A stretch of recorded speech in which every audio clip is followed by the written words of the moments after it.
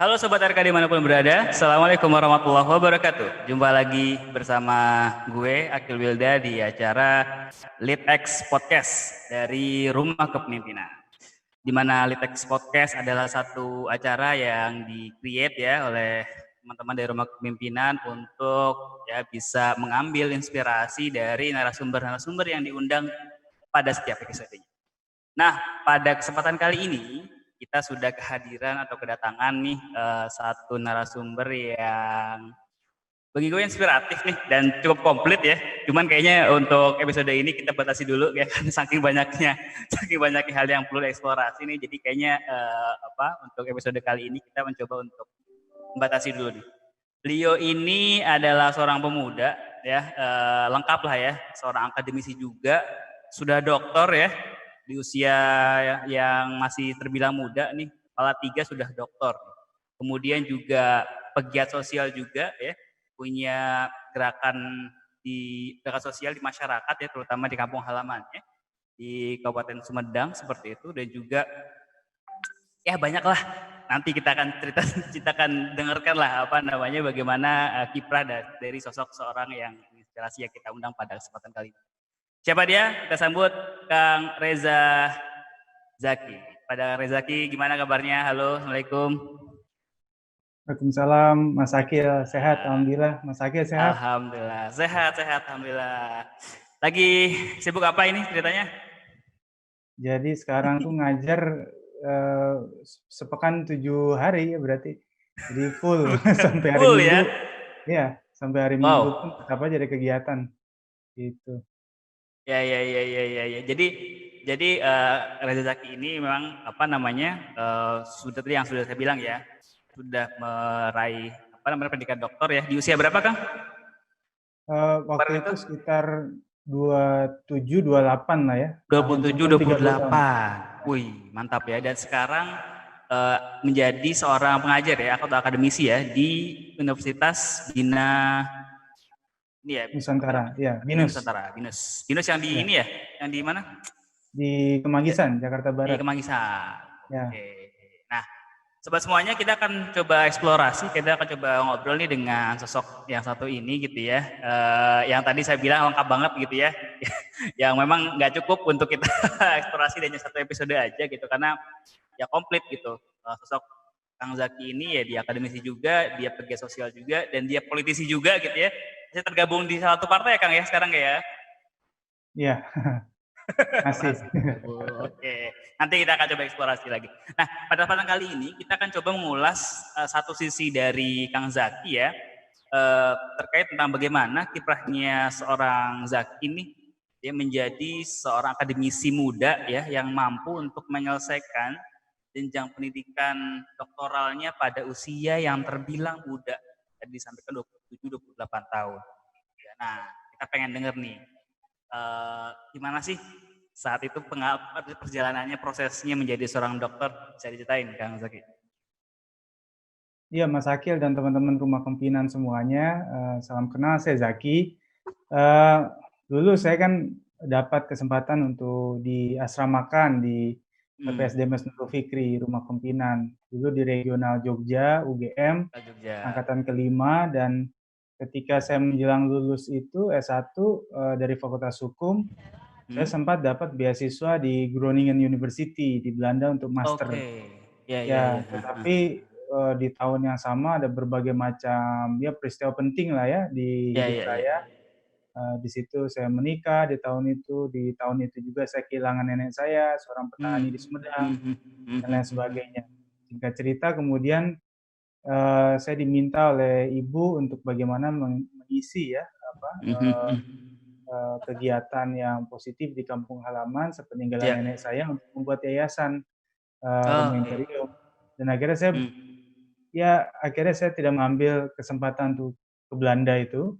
Karena harus memulai yayasan tadi itu, dan akhirnya saya kembali lagi ke UGM untuk melanjutkan S2. Mungkin itu yang kemudian akhirnya membuka kesempatan saya bisa meraih kesempatan untuk studi sampai doktor sebelum 30 tahun, dan di waktu bersamaan juga ada berbagai macam kegiatan yang bisa saya inisiasi. Mungkin ceritanya akan berbeda ketika saya akhirnya memilih berangkat ke Belanda. Mungkin saya bukan dosen, Ya, mungkin tidak ya, punya rumah yang dan lain sebagainya. Ini ya, soal rute perjalanan yang menurut saya harus yes, saya syukuri gitu. yes. Nah, ngomongin journey-nya Kang Zaki nih sebagai seorang akademisi, itu apakah memang sudah di planning sejak awal? Misalnya ketika mau pas masuk ke kuliah nih, oh saya sudah merencanakan nih, saya harus sampai pada level tertinggi pendidikan, dokter, atau rencana-rencana itu hadir saat saat sudah jalan, saat jalan perjalanan. Iya, jadi saya jujur aja jadi guru aja saya takut gitu karena walaupun Awalnya seperti itu sering ya. ya walaupun sering organisasi kita ada Yes. kegiatan mengisi acara atau apa, buat saya challenge-nya beda ya. Mengisi satu forum kegiatan kepemudaan dengan mengisi ruang akademik itu memang ada perbedaan di sana sehingga saya tidak terbayangkan pada saat itu menjadi dosen. Yang lucunya adalah dulu adik saya itu kan studi di BINUS ya. Jadi waktu dia mau daftar tuh saya nganter, karena saya kuliah di UGM, saya datang masuk ruang parkirnya seolah-olah kayak mall gitu. Saya sempat itu juga cengong juga pas pertama, "Nih kampus apa bukan?" Saya bilang gitu kan. Ah, dan saya nggak nyangka setelah kemudian akhirnya adik saya menyelesaikan studi di BINUS, gantian dia yang nganter kakaknya untuk menjadi dosen di BINUS karena saya nggak hafal Oke. jalannya kan. Karena waktu Oke. itu ceritanya juga ini Mas Akil, jadi saya sedang pelatihan di Kementerian Perindustrian tentang draft paten ya, hak paten, lalu kemudian salah satu narasumbernya itu dosen hukum di BINUS. Dan dia ngobrol di saat makan siang dan dia ajak saya untuk menjadi dosen di sana. Dan saya pikir nggak ada fakultas hukum karena kita tahu kan Ya. BINUS dikenal dengan IT-nya kan.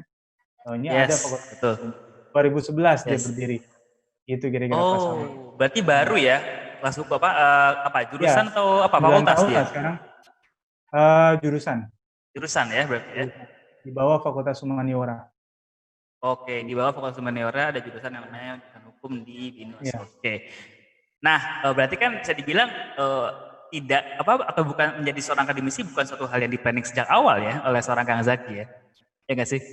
Bukan Mas Akil. Bukan ya. Berarti momen-momen titik baliknya apa? Momen-momen ketika gue yakin nih gue harus menjadi akademisi ini. Nah, itu apa tuh? Momen apa yang membuat Kang Zaki merasa yakin untuk kemudian lebih mantap nih melangkahkan kakinya untuk menjadi seorang akademisi?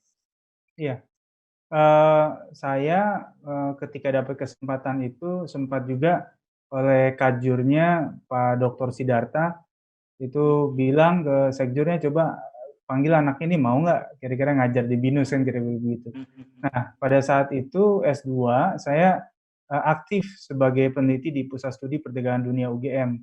Jadi saya Oke, berkesempatan waktu ya, itu ya, ya. menjadi konsultan duta besar WTO dan pemerintah Indonesia yang kebetulan menjadi tuan rumah konferensi tingkat menteri WTO di Bali tahun 2013 kalau tidak salah waktu itu. Nah, dari situ saya mulai rajin menulis, melakukan riset, turun ke lapangan, dan saya menikmati gitu ya. Sempat ada tawaran di Kementerian Perdagangan karena saya sempat membantu salah satu direktur ekspor impor membuat satu policy paper untuk bahan dia untuk berbicara di ASEAN waktu itu. Saya sedang riset S2. Udah masuk aja katanya Kementerian Perdagangan. Tapi saya ingat Yes. PNS itu kan ada pantangan ya, nggak boleh politik, nggak boleh Betul. bisnis misalnya gitu ya. Iya, iya, Ya iya. menurut saya tidak terbiasa itu untuk dikekang seperti itu. Jadi wah ini saya harus pilih rute yang membuat saya fleksibel bisa melakukan Iya, banyak iya, hal. iya, iya. Ya. Dan menjadi akademisi, dosen itu ya yang membantu saya bisa mengerjakan berbagai macam profesi itu. Oke. Berarti bisa dibilang awal mulanya adalah dari passion seorang Kang Zaki dalam dunia penelitian ya Kang? Iya, Bisa begitu ya? iya betul Penelitian tadi kan begitu Mas tadi kan Akil. disampaikan banyak tuh ikut penelitian ya, bahkan ketika S2 ya di UGM gitu kan sudah ikut pusat studi Iya, apa tadi? perdagangan dunia UGM. Perdagangan dunia.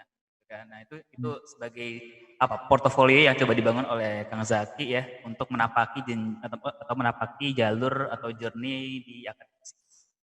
Nah, ngomong-ngomong juga kalau lihat profilnya nih Kang Zaki kan juga ini ya belum lama diamanahkan atau dipercaya sebagai wakil rektor ya. Betul Ya, ya, Kang? sempat. Ya, Nah, sempat atau masih apa sudah tidak lagi sekarang? itu tahun 2017 kalau tidak salah. 2017 ya. 2017 ya. Wakil di mana? Kalau boleh tahu? Di IBLAM Institute. Jadi ceritanya waktu itu BINUS kemudian ada kolaborasi gitu ya. Eh, prinsipnya kita pengen perbaiki SDM dan tata kelola Oke. kampus. Sehingga Ya, ya, ya. kemudian kayak pemain sepak bola dipinjamkan dulu gitu ya. Hmm. Karena waktu itu saya Di akhirnya loan ya, loan ya. Loan.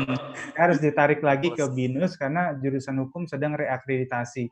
Nah, tidak semua Oke, dosen namanya ya, ya. dimasukkan untuk dikirimkan ke asesor. Sehingga karena nama saya masuk, untuk menjaga-jaga ya saya suruh kembali dulu ke home base di BINUS gitu. Oke. Oke, oke. Jadi 2017 sampai kapan tadi ininya? Eh, Masa-masa ini kurang lebih mengabdi apa 3 bisa bulan dibilang mengabdi apa profesional nih? Bisa profesional, dibilang profesional. profesional ya. Ya. Oke. Nah, kembali lagi ke perjalanan Kang Zaki menjadi seorang akademisi nih. Nah, kalau boleh cerita nih, apa saja sih apa ya istilahnya tantangannya ataupun kendalanya yang dihadapi oleh seorang Kang Zaki dalam menjadi seorang akademisi? Bisa diceritakan biar jadi inspirasi buat audiens semuanya. Ya. Saya itu selalu di hari pertama saya masuk kelas, semua menatap dengan sebelah mata. Saya ingat betul itu, Oke, hari pertama karena saya masuk usia ya, kelas. karena Iya, usia ya. Ya, ada yang mahasiswanya lebih tua dari saya di BINUS ya. ya, Kalau ya, di ya. kampus lain banyak bahkan, misalnya saya kan ngajar di Sekolah Tinggi Hukum Militer ya, itu kan Ya, usia di atas saya rata-rata gitu. Itu juga sama, ya. karena dulu ketika di Sekolah Tinggi Hukum Militer itu saya Oke. pakaiannya seperti apa ya, casual kayak saya ngajar di BINUS kan. Nah, Yes. sekarang udah pakai seragam militer kalau saya ngajar itu. Uh, Jadi, jadi pertama mereka bingung kan. Pertama muda, yang kedua nih pakaiannya kayak mau ke mall. Mereka pakai baju tentara semua gitu. Tetapi ketika sudah masuk di dalam perkuliahan, kita diskusi apa dan ya. sebagainya, mulai cair. Karena saya berusaha untuk menampilkan apa ya, image dosen itu sesuatu yang bisa dijangkau. Saya selalu bilang begini, silakan, saya selalu kasih akun sosmed saya, nomor HP saya, silakan chat saya. Saya bukan Oke. dosen yang di chat kemudian 2 hari kemudian, seminggu kemudian baru dibalas. Jadi Oke. saya pasti akan balas saat itu juga. Kalau Oke, oke. misalnya lagi sibuk banget ya paling nggak berapa jam kemudian saya Berapa akan jam balas. kemudian? Tapi Oke. pernah dicerita menarik Mas Akil waktu saya Gimana, di gimana? New York ya di Amerika, Hah? itu kan di perbedaan waktunya kan kurang lebih 13 jam ya. Jadi Hmm. saya di Amerika malam, di Indonesia pagi lah kira-kira. Nah, itu sampai ada mahasiswa nelfon gitu kan malam-malam saya di sana, Mas sekedar mau bilang, "Mas saya punya pacar baru," katanya gitu. Itu saking Waduh. saking ini, saking ngerasa kayak semua hal bisa Iya. dicurhatin ke saya gitu. Berarti itu tandanya, wah ini dosennya deket banget, udah jadi orang yang apa ya, nyaman untuk diajakin curhat nih gitu. Iya. Dan memang Tidak kadang berjarak ya. ya telinga kita kan memang harus harus kuat dan sabar ya, karena Betul, betul, terkadang betul. saking percayanya ya jadi ya hal-hal yang tidak berbau akademis pun juga akhirnya ya itu kita diteleponin tiap saat gitu ya dan lain Ya, sebagainya. Tapi itu janji saya karena ya biasanya kita kan kesannya kalau di kampus itu kan berjarak. Kadang kok betul, kita takut gitu ya, bukan segan tapi kadang betul. takut komunikasi dengan dosen gitu kan. Makanya saya juga kalau dipanggil tuh kalau nggak Mas gitu ya, Akang gitu ya, jadi jangan panggil Pak, apalagi panggil Teteh gitu ya. Jadi jadi itu panggilan yang Aduh. kemudian, eee, disampaikan oleh teman-teman di kampus Oke. gitu. Oke, wah menarik. Audiens semua ya, buat RK dimanapun berada. Nah ini kalau ditanyakan ke Kang Zaki nih, kira-kira kan sekarang kondisinya sudah di akademisi nih. Benefit apa sih yang paling didapatkan oleh seorang Kang Zaki ketika menjadi seorang ini Iya, akademisi? saya pertama dari segi waktu ya, Mas Akil. Jadi Mhm, pertama mhm, saya, di akademisi itu bisa mengelola waktu mengajar tidak hanya di satu kampus, satu. Yang kedua, saya bisa menjalani aktivitas di luar akademisi. Saya ada wira swasta ya, ada bisnis, kemudian ada yes, kegiatan sosial di kampung halaman, termasuk tadi Mas Akil nyebut soal politik dan lain sebagainya. politik. Tidak mungkin ketika saya mengambil profesi lain gitu ya, yang kemudian diatur oleh waktu yang rigid, saya bisa menjalankan profesi secara bersamaan. Itu yang Yes, kemudian yes. saya pikir salah satu benefit ya. Lainnya adalah saya bisa terus belajar ya, mengikuti Oh. apa yang berkembang, menjadi isu-isu yang kemudian dibahas di sekitar kita. Sehingga saya dipaksa untuk terus memperbarui gagasan, terus membaca dan terus menulis. Mungkin kalau saya di profesi lain, saya ogah-ogahan nulis dan lain sebagainya. Yang itu kan dulu saya dapatkan di asrama, Yes. Betul, betul, menulis, betul. berdebat dan lain Betul, betul. sebagainya. Betul, betul. Nah, Betul. tradisi itu yang kemudian saya pikir bisa saya jaga sampai sekarang karena profesi ini. Gitu. Oke. Berarti bisa dibilang salah satu keuntungan terbesar yang diperoleh oleh Kang Zaki menjadi seorang akademisi adalah memfasilitasi seorang Kang Zaki ini untuk menjadi yang namanya long life learner ya. Karena kan Betul. ya harus dipaksa terus untuk belajar gitu kan, Ya. untuk bisa lebih apa ya istilahnya, memperkaya diri dengan ilmu-ilmu yang semakin semakin lama makin update ya nggak sih? Kita nggak Betul. bisa berpuas diri dengan ilmu yang sudah kita pelajari sebelumnya. Wah, ini menarik nih. Nah, sekarang gini, pertanyaan menarik nih. Kalau misalnya ditanyakan Kang Zaki, ini kan sekarang udah jadi akademisi, sudah jadi dokter, pernah rasain jadi wakil rektor. Ada nggak sih pencapaian yang belum tercapai dan ada keinginan dari Kang Zaki untuk wah, gue harus sampai ini, gue harus atau gue harus ngerasain jadi ini nih. Saya tahun depan mulai mengejar persiapan itu ya apa mengumpulkan kredit untuk profesor. Wih, Jadi dari sekarang, waduh, keren juga ya nih. saya sempat kemarin waktu politik pemilu 2019 itu saya memang agak menjauhi ruang kampus itu kan. Oke, Sehingga waktu saya banyak di apa desa-desa dan lain sebagainya untuk yes, kampanye. bertemu Nah, dari sekarang konstituen ya. betul ya. Sekarang mulai saya coba menyeimbangkan dan memberi porsi lagi kepada dunia akademik saya, termasuk tahun ini kan seharusnya ada 4 buku saya yang diterbitkan di Gramedia. Oke. Tapi ada beberapa yang dipospon ke tahun depan. Salah satunya buku yang di-endorse oleh Wakil Menteri Perdagangan, buku Hukum Perdagangan Internasional. Karena itu concern keilmuan saya. Nah, ini dibilang oleh Pak Wamendak dan juga bahkan promotor saya ketika di Unpad S3, beliau juga penulis buku perdagangan internasional yang paling terkenal Yes. di Indonesia. Dia bilang buku saya ini paling lengkap katanya bicara tentang hukum perdagangan internasional saat ini. Wih, keren, Jadi keren. saya intinya mempelajari buku promotor saya untuk kemudian saya cari apa yang bisa dikembangkan dari buku ini sehingga kemudian ini bisa jadi referensi yang lebih lengkap kira-kira begitu. Ditambah lagi apa jurnal-jurnal internasional yang menjadi PR bagi para akademisi di zaman saya nih sekarang. Jadi nggak semudah seperti periode-periode kemarin menjadi profesor itu. Harus sekian banyak tuntutan dan beban yang harus kita penuhi gitu ya. Mengejar 1.000 poin untuk bisa mendapatkan kesempatan menjadi guru besar ya di satu kampus dengan saingan yang begitu banyak se-Indonesia. Ini harus kita tempuh ya. Dan semoga saya sebelum 40 tahun itu bisa mencapai Wih, gelar itu. Itu mantap. satu secara akademik, Mas Akil. Yes. Yang kedua, kalau bicara soal politik, sebenarnya ada impian saya karena jujur ya waktu saya menjadi konsultan di saat saya S2 waktu itu, duta besar untuk organisasi perdagangan internasional di Swiss itu, saya heran, ini duta besar WTO tapi dia nggak ngerti WTO. Yang Waduh, sampai ke pemahaman basic aja dia nggak ngerti, sampai akhirnya waduh. udah pokoknya kita yang ngerjain itu penelitian dan sebagainya. Dan saya merasa menemukan masalah itu ya di banyak apa urusan diplomatik kita. Jadi kalaupun dalam dunia politik, saya pikir peran-peran yang lebih tenang gitu ya, yang lebih akademis itu mungkin fungsi duta besar ya untuk concern pada organisasi perdagangan internasional. Karena memang saya dari S1 sampai doktor sampai sekarang ya di situ apa saya berkubang gitu ya. Sehingga tidak mungkin kemudian saya akan melenceng dari apa yang kemudian dibutuhkan dari institusi itu kan. Gitu Oke. kira-kira. Ya, ya, ya. Nah, ini pertanyaan yang udah mau mendekati akhir nih ya.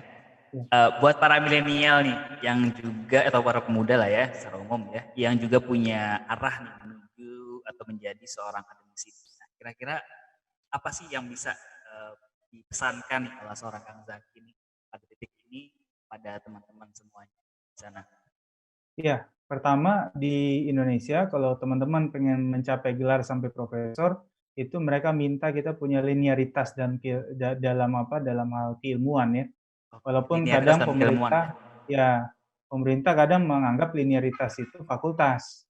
Tapi kalau di luar Hmm, negeri nama fakultas itu aneh-aneh. Kalau kita betul. kuliah luar negeri, maka bisa dianggap tidak linear. Maka Hmm, pesan hmm, saya adalah yang perlu kita jaga adalah linearitas keilmuan. Dari mulai oke. kita skripsi, tesis, disertasi, sampai riset dan menulis buku, juga mengajar, itu harus sama. Itu satu. Yang kedua, kalau mau kita pengen studi dan meraih gelar tertinggi di usia muda, nggak usah repot-repot ya, bikin skripsi, topik baru, tesis, topik baru, disertasi juga topik baru. Kalian tuh nyari nyari nyari masalah dalam hidup kalian. Yang enak itu ya kalau lebih bagus sih dari skripsi, tesis, Hmm, disertasi itu nyambung terus. Sehingga sebenarnya hmm, sebagian isi dari penelitian kita itu udah ada dari skripsi hmm. kah, dari tesis kah dan seterusnya. Itu yang saya Yes. lakukan ketika dari tesis saya gunakan sebagian untuk bahan penelitian saya di disertasi S3. Hmm, Dan hmm, yang hmm. terakhir menurut saya eh, menjadi akademisi itu tidak sekedar kita hanya sibuk mengajar, kita ada namanya catur Hmm. dharma, Catur pendidikan dalam. pengajaran, kemudian penelitian, pengabdian, dan pengembangan diri. Jadi Hmm, orang sering bilang tridharma, hari ini udah hmm. catur dharma. Sehingga nggak Catur bisa dharma kita ya. jadi dosen, puas dan kemudian tidak belajar lagi. Makanya Mas Betul. Akil selama COVID ini, saya Yes. belajar lagi, saya ikut pendidikan lagi, ada berbagai macam pendidikan yang Hmm, kemudian hmm, itu ada yang bergelar, ada yang tidak bergelar. Karena menurut saya itu hmm. penting untuk terus mengupgrade saya walaupun usia saya masih 30 tahun, tapi anak-anak ini cepat sekali belajar, sehingga kita harus menyeimbangi mereka di kelas. Betul, betul, betul, betul.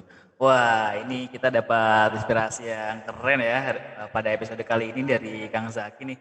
Menjadi akademisi gitu ya, itu sebenarnya apa ya? Satu hal yang terbayang dan satu hal yang mudah asal kita mampu untuk kemudian bisa bisa apa ya? Pertama membayangkan dulu dan kemudian bisa menyusun ininya dulu nih, menyusun apa namanya? eh, perencanaan-perencanaan. Ya walaupun kita nggak pernah tahu ya Kang Zaki ya, titik mana yang kemudian itu memboost atau memompa atau mendorong sedemikian kuat ya kita menjadi seorang akademisi. Tadi kan Kang Zaki bilang di awal gak sama sekali tertarik gitu kan, kemudian mulai sedikit-sedikit karena passionnya penelitian gitu ya, kok dilalah atau kayaknya kok ini ya enak ya. Jadi mungkin bisa dikatakan ini ya Kang Zaki ya, apa ya istilahnya ya, setiap kita melangkah perlu firm gitu ya, atau perlu pijakannya itu perlu kuat ya, kan gitu Kang Zaki, untuk Iya, setiap betul. langkah yang kita ambil, ya, supaya Iya, nanti karena arahnya pun juga bisa bisa sesuai dengan apa kita. iya, betul Mas Wah ini Akil. menarik banget nih Kang Zaki. Kang Zaki, mohon izin nanti kita akan coba buat lagi nih episode berikutnya karena kan kayaknya episodenya Kang Zaki ini bakal banyak ya. Ini kan jadi satu sisi nih dari sisi akademisi gitu ya. Kang Zaki sebagai sosok yang prestatif yang punya achievement di dunia akademisi, di dunia apa pendidikan, gitu ya sebagai seorang dosen, pernah juga jadi seorang wakil rektor juga, di penelitian juga, wah banyak lah ininya karyanya dan seterusnya. Nanti kita akan coba agendakan lagi untuk ngobrol nih sama Kang Zaki untuk ngulik nih ngomongin terkait tentang beberapa halaman yang lain dan ada banyak ya Kang, ada Urban Imperium, ada sebagai politisi gitu ya. Nah, nanti kita akan coba apa namanya. Oke, terima kasih sekali lagi Kang Zaki atas waktunya. Semoga Iya, sehat sama-sama selalu, Mas Akil. Iya, sukses selalu dan terus memberikan kebermanfaatan buat kita semuanya dan juga buat para hadirin dan juga sobat RK semuanya yang menyimak episode ini. Semoga bermanfaat. Sampai jumpa lagi di episode berikutnya. Saya Akil Wildan undur diri. Assalamualaikum warahmatullahi wabarakatuh. Waalaikumsalam warahmatullahi wabarakatuh.